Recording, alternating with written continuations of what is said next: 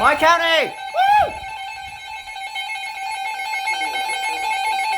Has issued a severe thunderstorm warning for northwestern DeKalb County in north central Georgia, northeastern Cobb County in north central Georgia, west central Gwinnett County in north central Georgia, northeastern The National Weather Service has issued a severe thunderstorm warning. 15 p.m. Eastern Daylight Time. At 6:32 p.m. Eastern Daylight Time, a severe thunderstorm was located over Mount Bethel, Oregon, 9 miles east of Marietta, and is nearly stationary.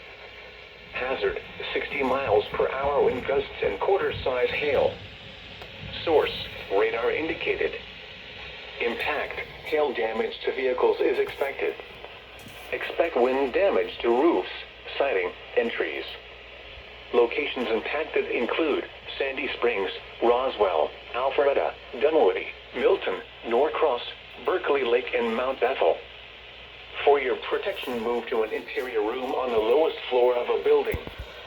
If you see wind damage, hail, or flooding, wait until the storm has passed, and then call the National Weather Service toll-free at 1-866-7-634-466 or tweet